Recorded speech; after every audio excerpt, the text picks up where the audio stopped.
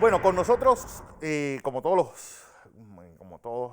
las semanas, el doctor Guy de la Rosa, infectólogo panameño. Guy, como siempre, bienvenido a tu país. Buenos días, Fernando. Buenos días, ingeniero Blandón. Buenos días, la teleaudiencia. Buenos días. Habíamos quedado con el tema de los AINES, estas condiciones que tienen las personas y cómo debe ser su tratamiento, igual que a las personas que sufren, que son alérgicas a los corticoides. ¿Cómo se les trata en caso de coronavirus?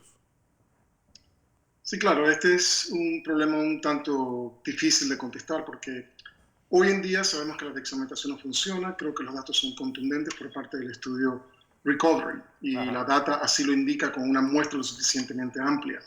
Alergia a los corticoides como tal es algo realmente inusual, Fernando. Uh-huh. De hecho, los glucocorticoides como tales, lo que tienen es un papel básicamente de inmunosupresión, disminuyen esa respuesta inmune y de esta manera se piensa que están modulando los casos de COVID, realmente aquellos que tienen un componente inflamatorio significativo. Sí. El caso de los ANES, de los antiinflamatorios no esteroideos, es un tanto distinto, Fernando. Lo que sucede con los AINES es lo siguiente: los AINES son antiinflamatorios no esteroideos.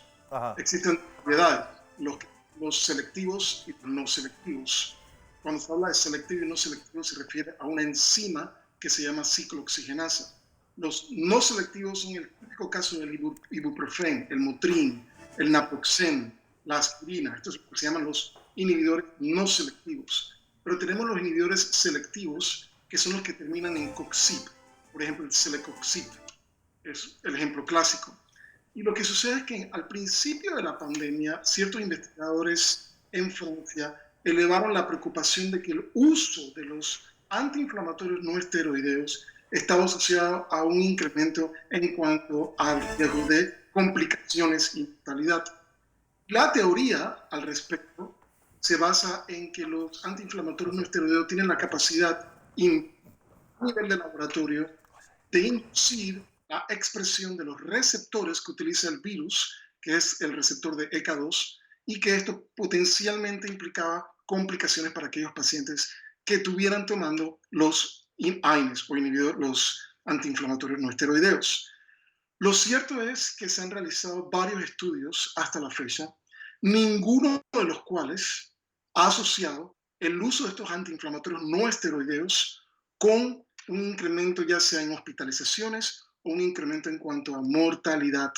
Así que hasta la fecha la data implica que este tipo de medicamentos, nuevamente los antiinflamatorios no esteroideos, no están asociados a un incremento en cuanto al riesgo de progresión, severidad, hospitalizaciones o mortalidad. Siempre, obviamente, la idea aquí es el tratamiento basado en data, basado en ciencia.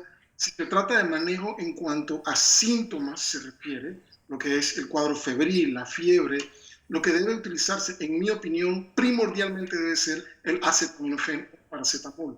En aquellos casos que la persona no responda, que el cuadro febril no responda al tratamiento con acetaminofén o paracetamol, en estos casos obviamente se pudiese utilizar dosis reducidas de los antiinflamatorios no esteroideos. Pero netamente en cuanto al uso del glucocorticoides, dexametasona, prednisolona, prednisona, hidrocortisona, realmente la alergia a estos medicamentos es un fenómeno extremadamente raro. Otra de las grandes incógnitas que tiene esta crisis es cómo no llevar ese peso hacia los hospitales. Es decir, cómo deben tratarse o con qué medicamento deben tratarse tanto asintomáticos como personas que tienen, pues, están padeciendo de forma leve este COVID, para que eso no se convierta en una carga tanto para las camas hospitalarias como para los cuartos de cuidados intensivos.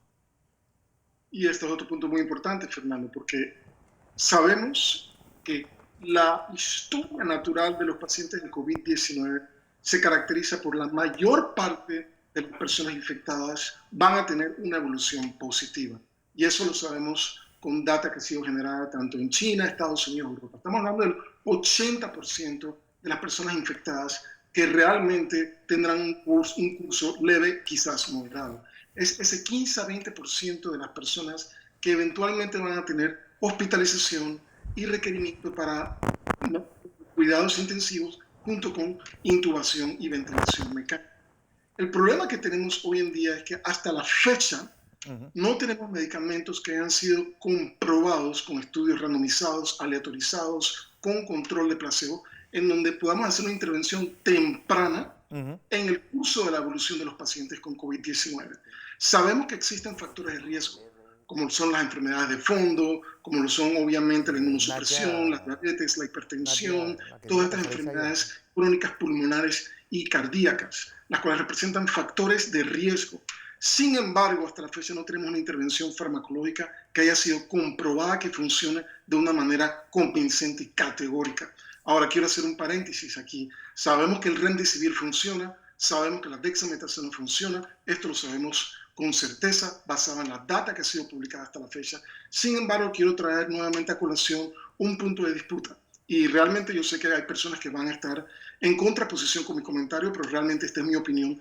Todos los estudios que se han hecho hasta la fecha con hidroxicloroquina son hasta cierto punto contradictorios. Sin embargo, si observamos los estudios de hidroxicloroquina en fase temprana, y existen 4 a 5 estudios de esta estirpe, los resultados han sido positivos. El primer estudio del doctor Didier Raoult en Marsella demostró esto. El segundo estudio en Marsella también lo demostró. Tenemos data incluso del doctor Vladimir Zelensky publicada, y esta es data de un médico en el estado de Nueva York, en donde él tomó 405 pacientes de alto riesgo por edad, por enfermedad de fondo o por obesidad con un índice de masa corporal por arriba de 30. Y de estos 405 pacientes con alto riesgo, solamente 6 requirieron hospitalización y 2 fallecieron, de 405 con factores de riesgo. ¿Y cuál fue el tratamiento que utilizó? Hidroxicloroquina, acitromicina y zinc. Zinc obviamente oral. Y estos son pacientes ambulatorios, quiero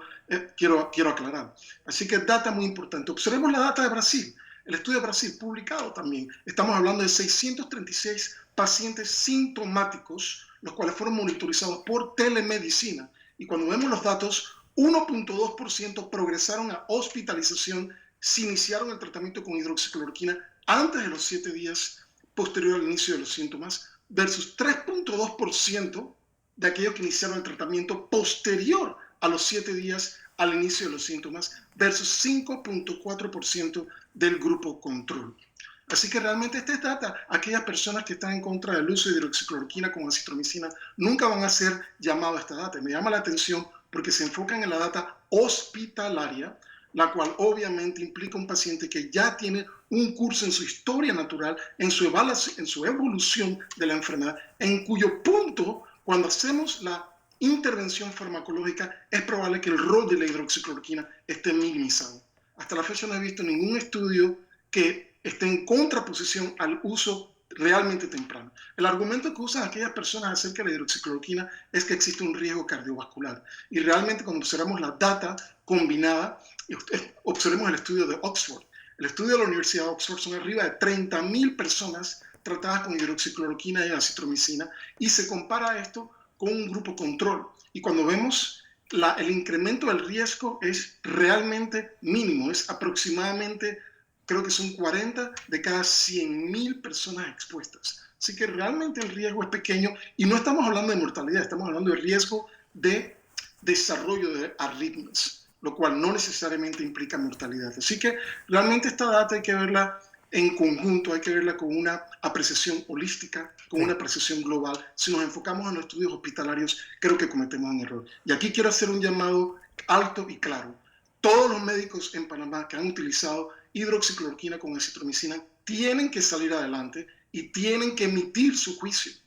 Si por razones administrativas a estos médicos que han tratado pacientes no se les permite hablar, realmente no vamos a tomar un pulso en cuanto a la opinión de aquellos médicos que han estado en la trinchera tratando a estos pacientes. Así que si la Caja del Seguro Social o el Ministerio de Salud tiene cierto tipo de restricciones para que estos médicos puedan salir a la luz pública y hablar categóricamente acerca de su experiencia, yo insto a las instituciones, tanto a la Caja del Seguro Social como al Ministerio, a que eliminen, por lo menos temporalmente, este tipo de restricción y le permitan a estos médicos internistas, infectólogos de adultos, para que emitan su juicio con respecto a su experiencia personal, la cual realmente es de gran valor. Aquí estamos los infectólogos de adultos, y estos internistas de adultos, médicos familiares de adultos, no personas que están en otro gremio que realmente no están viendo a estos pacientes. Guy, heparina subcutánea o a la aspirina pediátrica, como el placebo para las personas que están tratándose en casa. Claro.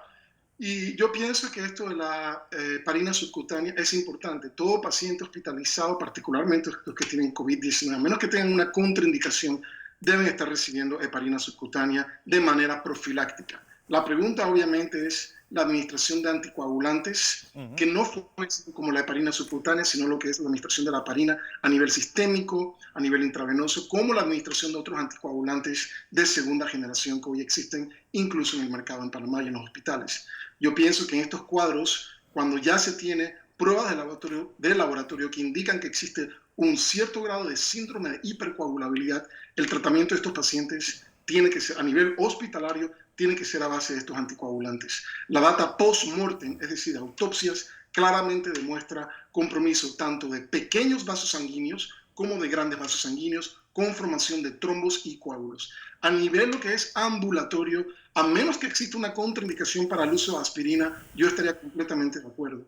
De hecho, la aspirina se asocia a una disminución del riesgo en muchos casos, en muchos estudios, cuando es utilizado en pacientes ambulatoriamente, crónicamente, para prevención de eventos cardíacos. Así que, a menos que exista una contraindicación para el uso de aspirina, no veo una razón fundamental para que no pueda ser utilizada, Fernando. El caso de la heparina subcutánea es un tanto más problemático, obviamente, porque requiere claramente una administración subcutánea del medicamento. Así que esto tendría que ser evaluado entre el paciente o la persona que tiene la preocupación al respecto y obviamente su médico tratante, su médico de cabecera.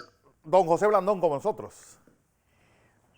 Doctor, ayer escuchaba al doctor Anthony Fauci hablando de la anticiencia y de la pérdida de autoridad con respecto a los acontecimientos que están ocurriendo. Es un punto. Dos, coincido con ustedes que nosotros en Panamá debemos estar escribiendo nuestras experiencias en esta pandemia, porque aquí pasan cosas que tenemos que ir llevando y habría que nombrar un equipo técnico para la redacción de todo lo que estamos haciendo. Pero yo le quería hacer, mi punto es el siguiente. Usted ha visto el comportamiento de los casos en Panamá y de acuerdo a los datos oficiales, el efectivo ha llegado a 2 en Panamá. Estamos en un ascenso de la curva, cosa que está ocurriendo en otros países como Brasil, está ocurriendo, por ejemplo, en el estado de la Florida hay un rebrote, pero allá hay rebrote, acá hay un cambio en la tendencia que ya casi nos monta en la curva exponencial en Panamá. De acuerdo a la experiencia que usted está viendo en el mundo, y esta es mi pregunta, ¿cómo evalúa usted la situación panameña y qué apreciación nos daría de las cosas que debemos hacer? Y yo creo que una de las preguntas fundamentales, y le agradezco la oportunidad para poder emitir mi opinión al respecto, ingeniero, creo que es una pregunta muy importante, fundamental.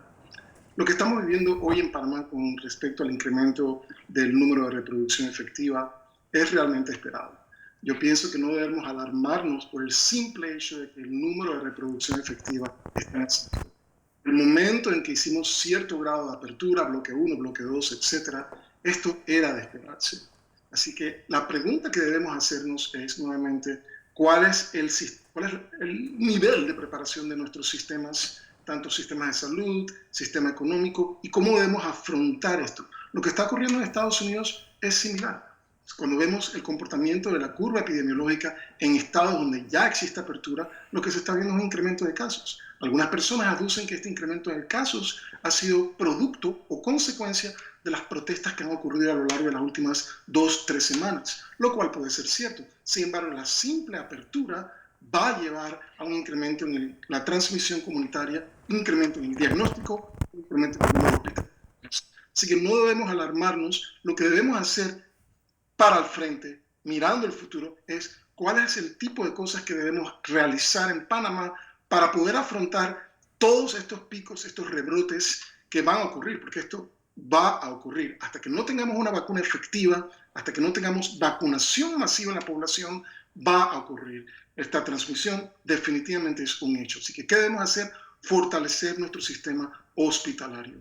Tenemos que tener la certeza de que vamos a tener la cantidad de equipo de protección personal necesaria para poder mantener a nuestros médicos, enfermeras, terapistas, laboratoristas sanos. Los perdemos, tenemos un problema en cuanto al sistema de salud, y lo que va a ocurrir es colapso. Número 2, tenemos que asegurar que tenemos un número de camas lo suficientemente amplias para poder acoger y absorber todos estos casos de COVID-19 que van a ingresar a los hospitales. Número 3, tenemos que asegurarnos que tenemos el número de ventiladores mecánicos necesarios para poder afrontar este número de casos que va a venir por frente.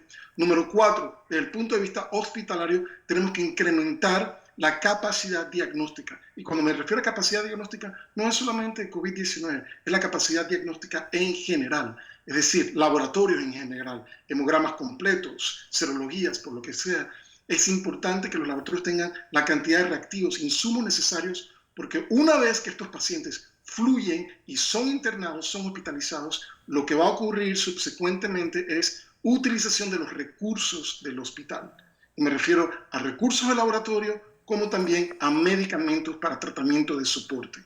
Entonces, es importante que todas estas farmacias a nivel hospitalario, a nivel nacional, tengan la capacidad para poder afrontar todo esto desde el punto de vista de medicamentos, desde el punto de vista de ventiladores mecánicos, de insumos, reactivos de laboratorio, etcétera, etcétera. A nivel social, aquí lo que hace falta realmente es concientización de la población. Yo pienso que existe un número plural de panameños que son ciudadanos responsables, que realmente entienden la dinámica de lo que está ocurriendo y aplican día a día las reglas básicas del distanciamiento social, uso de mascarilla quirúrgica, lavado de manos, etcétera, etcétera. Sin embargo, ingeniero, me preocupa porque a día veo información acerca de personas que realmente hacen caso omiso. Yo pienso que esto realmente se puede combatir con campañas establecidas para lo que es la educación de la población en general. Y esto es más importante aún porque con la reapertura, eventualmente todo esto en las escuelas va a ser una conversación que vamos a tener a nivel nacional. Reapertura de universidades, de escuelas, de centros educativos. Y la única manera en que vamos a poder alcanzar una estrategia que realmente sea una estrategia adecuada es analizando la data y educando a la población. Yo pienso que y no lo digo de manera crítica, lo digo de manera de hecho, no se ha hecho el trabajo necesario en cuanto a lo que es la educación, la concientización de la población. Número 3, desde el punto de vista político, transparencia y liderazgo. No vamos a poder avanzar si no tenemos un liderazgo claro, definido, contundente y directo, y no vamos a poder avanzar si no tenemos transparencia en la cuestión pública. Si aquí alguien realmente rompe la ley y realmente tenemos las pruebas de que esto ocurrió, estas personas tienen que ser colocadas en el banquillo de los acusados. Simple y sencillo.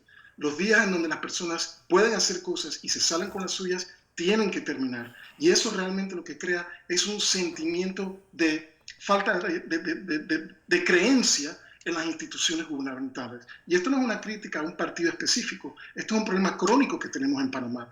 La gente realmente ha perdido la confianza en las instituciones públicas. Y la única manera en que cualquier gobierno, el presente o el futuro, va a ganar realmente esa apreciación pública es por medio de liderazgo real y transparencia en todas las cuestiones administrativas. Guy, mi opinión personal. Gracias. Guy de la Rosa, como siempre, válida e importante. Pues infectólogo panameño radicado en los Estados Unidos.